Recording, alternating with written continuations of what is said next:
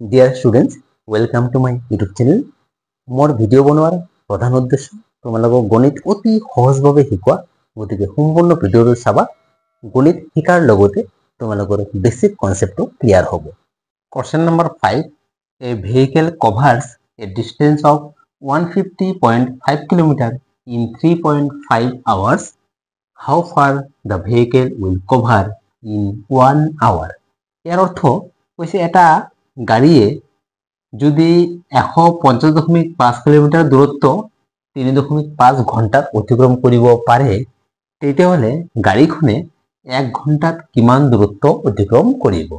তো আমি 3.5 ঘণ্টাত যেটো দূৰত্ব অতিক্ৰম কৰিছে তাৰ পৰা আমি উলিয়াম 1 ঘণ্টাত কিমান দূৰত্ব অতিক্ৰম কৰিব। তো ইয়াৰে ব্যাক সেন্টেন্সটো আমি কিদৰে লিখিম? আমি ওপৰৰ সেন্টেন্সটোৱে লিখিম, কিন্তু যেহেতু আমি উলিয়াব লাগিব কিমান দূৰত্ব, অৰ্থাৎ কিমান কিলোমিটাৰ কভাৰ কৰে, গতিকে এই সেন্টেন্সটো লিখোতে আমি কিলোমিটাৰটো সোঁফালে ৰাখিম আৰু ঘণ্টাটো বাওঁফালে। যিটো উলিয়াব লাগে সেইটো সোঁফালে লিখিব লাগে। এতিয়া তোমালোকে চোৱা, এইটো আমি লিখিম in 3.5 hours the vehicle covers equal to 3.5 hours কিমান কভার করে 150.5 কিলোমিটার। চাইলো সেন্টেন্সটো আমি এইদৰে লিখিছো যাতে আমি উলিয়াব লাগিব দূৰত্ব অৰ্থাৎ ডিস্টেন্স। আমি এই বাক্যটোতো দূৰত্বটো সোঁফালে ৰাখিছো। এতিয়া আমি যেটো মেথডত ইয়াতে কৰিব গৈ আছো সেইটো হৈছে ইউনিটাৰী মেথড বা ঐকিক মেথড নিয়ম। এটা 3.5 আৱাৰ্ছত অতিক্ৰম কৰে ইমান দূৰত্ব আমি উলিয়াব লাগিব 1 আৱাৰত। In 1 hour the vehicle covers, চাইলো 3.5 ঘণ্টাত যিমান দূৰত্ব অতিক্ৰম কৰে 1 ঘণ্টাত নিশ্চয় কম দূৰত্ব অতিক্ৰম কৰিব, আৰু কম দূৰত্ব অতিক্ৰম কৰা মানে হৰণ কৰিব লাগিব। মনত ৰাখিবা এই সংখ্যাটো আগত লিখিব লাগিব, তাৰপিছত হৰণ বা ডিভিজন সাইন দি পেলাই এই সংখ্যাটো 3.5 ইমান কিলোমিটাৰ হ'ব। এতিয়া এটা আমি সলভ কৰিলে হল। এইটো দশমিক যদি গুছাই দিও 155 বাই 10 হ'ব, যেহেতু দশমিকৰ পিছত এটা অংক, একৰ পিছত এটা 0 অৰ্থাৎ 10। এইটো একে 35 বাই 10 হ'ব। এতিয়া আমি হৰণটো যেতিয়া পূৰণস্থানলৈ সলনি কৰিম তেতিয়া পিছৰ সংখ্যাটো ৰেচিপ্ৰকাল হ'ব। 10 ওপৰত যাব, 35 তলত আহিব। এতিয়া ওপৰৰ সংখ্যাৰ লগত তলৰ সংখ্যা কাটিব পাৰি, যেনে এটা 0 কাটি দিব পাৰি। এতিয়া এইটো আমি যদি 5 দি কাটো, 5 দি কাটিলে এইটো পাম 7, আর 5 দি কাটিলে এইটো পাম 5 × 3 15, তাৰপিছত 0 1। এতিয়া 7 দি যদি ইয়াক কাটো, আমি ইয়াত আগত লিখি লওঁ 301 ডিভাইডেড বাই 7। 7 দি কাটিলে আমি পাম 7 × 4 28, 2 থাকিব 21, 7 × 3 43 হ'ব। গতিকে 43 কিলোমিটাৰ। তো তোমালোকে পুৰা বাক্যটো লিখিবা যে in 1 hour the vehicle will cover equal to 43 kilometre. মই একদম শৰ্টকাট লিখিম, ডাইৰেক্ট অ্যান্সাৰটো লিখিম। তো অ্যান্সাৰ কি? 1 ঘন্টাত কিমান দূৰত্ব অতিক্ৰম কৰিব? 43 কিলোমিটাৰ। মই জাস্ট লিখিম 43 kilometre. Question number 6, the wholesale price of potato of 10 kg is rupees 186.50. ইয়াৰ অৰ্থ 10 কেজি আলুৰ পাইকারি দাম হল 186.50. What is the price of 1 kg of potato? তেতিয়াহ'লে 1 কেজি পটেটো বা আলুৰ দাম কিমান? ইয়াতে এই প্ৰশ্নটোত 10 কেজি আলুৰ দাম কিমান হয় দিয়া আছে। তেতিয়াহ'লে 1 কেজি আলুৰ দাম কিমান হ'ব উলিয়াব লাগিব। এইটো আমি ইউনিটাৰী বা ঐকিক নিয়মত কৰিম। তো আমি উলিয়াব লাগিব প্ৰাইস। গতিকে আমি বাক্যটো এইদৰে লিখিম যাতে প্ৰাইস বা টকা রাইট সাইডত থাকে। আমি লিখিম the price of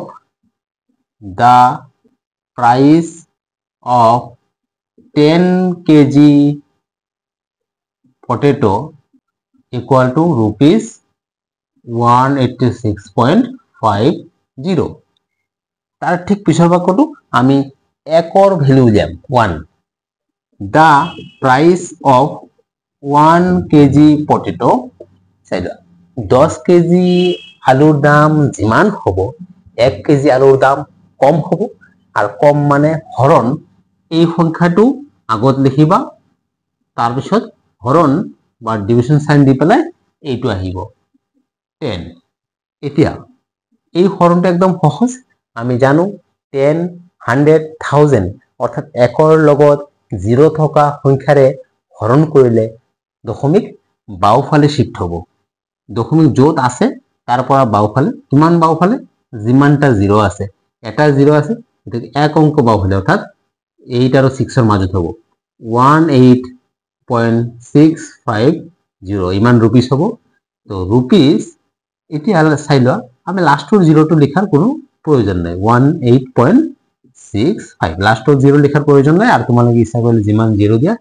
প্ৰবলেমো নাই গতিকে আমি 1 কেজি আলুৰ দাম পালো 18 টকা 65 পইচা তো তোমালোকে ফুল সেন্টেন্স লিখিবা মই জাস্ট এনসারটো লিখিম এনসার হৈছে 18 rupees 18.65 Question number 7 Perimeter of a square shaped vegetable garden is 76.8 meter ইয়াৰ অৰ্থ এখন বৰ্গ আকৃতিৰ পাচলি বাড়িৰ পেৰিমিটাৰ বা পৰিসীমা হৈছে 76.8 metre What is the length of a side of the vegetable garden এই vegetable garden টোৰ এটা সাইডৰ দৈৰ্ঘ্য কিমান অৰ্থাৎ এই প্ৰশ্নটোত কৈছে এটা পাচলি বাড়ি বা ভেজিটেবল গার্ডেন যার আকৃতি হৈছে বর্গ আকৃতি আর সেই বর্গ আকৃতির এই পাচলি গার্ডেন বা ভেজিটেবল গাৰ্ডেনটোৰ পৰিসীমা দিয়া আছে আমি উলিয়াব লাগিব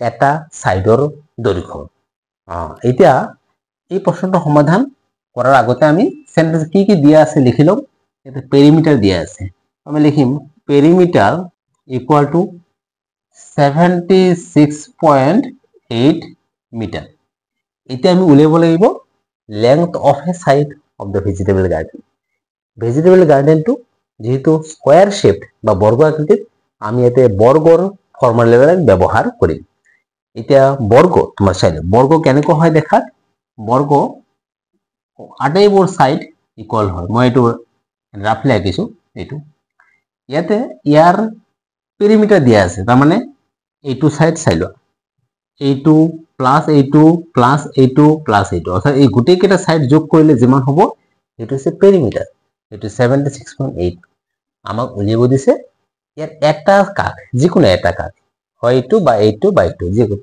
আৰু তোমালোকে জানা যে বৰ্গৰ প্ৰতিটো বাহু বা সাইডৰ দৈৰ্ঘ্য সমান আমি ইয়াতে যিকোনো এটা কাষৰ দৈৰ্ঘ্য উলিয়াব লাগিব এইটো কেনেকৈ উলিওৱা হ'ব মই এটা ফৰ্মুলা লিখি দিম সেই ফৰ্মুলাটো তোমালোকে মনত ৰাখিবা লিখা therefore the length of one side of the garden equal to মনত ৰাখিবা মই এটা গাৰ্ডেন লিখিছো আৰ গাৰ্ডেনটো যেহেতু বৰ্গ আকৃতিৰ এটোৱে বৰ্গৰ ফৰ্মুলা হয় তো পেৰিমিটাৰৰ পৰা কেনেকৈ এটা সাইড পোৱা যাব পেৰিমিটাৰক হৰণ কৰিব লাগিব 4 দি পেৰিমিটাৰ ডিভাইড বাই 4 তাৰ মানে কোন একটা বৰ্গৰ যি পেৰিমিটাৰ দিয়া থাকিব তাক যদি আমি 4 ৰে ডিভাইড কৰো যি পাম হেতু হ'ব সেই বৰ্গটোৰ এটা সাইডৰ দৈৰ্ঘ্য এতিয়া এই বৰ্গ আকৃতিৰ গাৰ্ডেনটোৰ পেৰিমিটাৰ দিয়া আছে 76.8 আমি ডিভাইড কৰিম 4 দি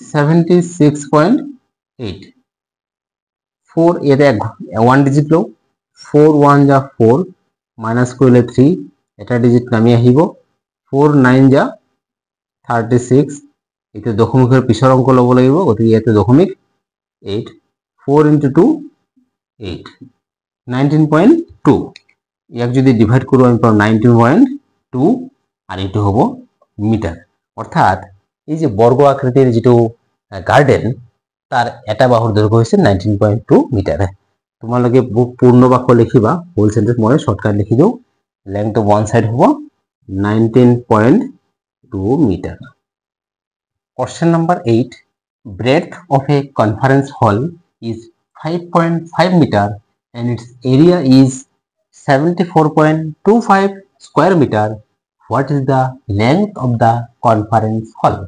কনফাৰেন্স হল অৰ্থাৎ আলোচনা কক্ষ। এতিয়া এই প্ৰশ্নটো দিয়া আছে, আমি ইয়াৰ অৰ্থটো হ'ব এনে ধৰণৰ, কৈছে ব্ৰেডথ অফ এ কনফাৰেন্স হল। কৈছে এটা কনফাৰেন্স হলৰ ব্ৰেড বা প্ৰস্থ হৈছে 5.5 মিটাৰ এণ্ড ইটস এৰিয়া, আৰু সেই হলটোৰ এৰিয়া বা কালি হৈছে 74.25 square metre. What is the length of the conference hall, তেতিয়াহ'লে এই কনফাৰেন্স হল বা আলোচনী কক্ষৰ টোৰ দৈৰ্ঘ্য কিমান। এতিয়া ইয়াতে যি তথ্য দিয়া আছে সেইমতে তোমালোকে এই কনফাৰেন্স হলটোৰ আকৃতি কেনেকুৱা হ'ব কি গম পাইছা। এইটো আকৃতি হ'ব ৰেক্টেংগল আকৃতিৰ বা আয়ত আকৃতিৰ। এতিয়া ইয়াতে যি যি ইনফৰমেশ্যন দিয়া আছে মই আগত লিখিলো। কি দিয়া আছে, কনফাৰেন্স হলটোৰ ব্ৰেড দিয়া আছে, তো মই লিখিলো ব্ৰেড ইকুয়াল টু 5.5 মিটাৰ, আৰু কি দিয়া আছে, এৰিয়া দিয়া আছে, area equal to 74.25 square metre, এৰিয়াৰ একক স্কয়াৰ মিটাৰ হয়। আমি উলিয়াব লাগিব লেংথ।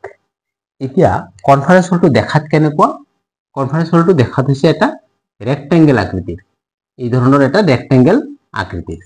এতিয়া ৰেক্টেংগলৰ দৈৰ্ঘ্য সমান থাকে, প্ৰস্থ সমান থাকে। এই ধৰণৰ ৰেক্টেংগল আকৃতিৰ কনফাৰেন্স হলৰ ব্ৰেড দিয়া আছে, ব্ৰেড হৈছে এইটো দিয়া আছে 5.5 মিটাৰ, আৰু গোটেই এৰিয়াটো দিয়া আছে 74.25 স্কয়াৰ মিটাৰ। এতিয়া সেই এৰিয়াৰ পৰা, এৰিয়া হৈছে, এৰিয়া বা কালি হৈছে এই ভিতৰটো গোটেইখিনি বুজায়, তাৰ পৰা আমি দৈৰ্ঘ্য উলিয়াব লাগিব। মই এতিয়া এটা ফৰ্মুলা লিখিম, সেই ফৰ্মুলাটো তোমালোকে মনত ৰাখিবা। মনত ৰাখিবা, ৰেক্টেংগল বা আয়ত আকৃতিৰ যদি কালি দিয়া থাকে, এৰিয়া দিয়া থাকে আৰু ব্ৰেড দিয়া থাকে, আমি লেংথ অতি সহজে উলিয়াব পাৰোঁ। এনেকে লিখিবা, length of rectangle equal to area divided by breadth. Length of rectangle equal to area divided by breadth. এটা তোমালোকে চোৱা, এৰিয়া দিয়া আছে 74.25 আৰু ব্ৰেড দিয়া আছে 5.5। এতিয়া এইটো আমি এনেকে এই this divided by this এনেকে লিখিব পাৰো, বা আমি এনেকেও লিখিব পাৰো যে 74.25 এনেকে ডিভিশন তলত নিলিখাকে আমি ডিভিশন বা হৰণ সাইন দি পেলাই 5.5 লিখিব পাৰো।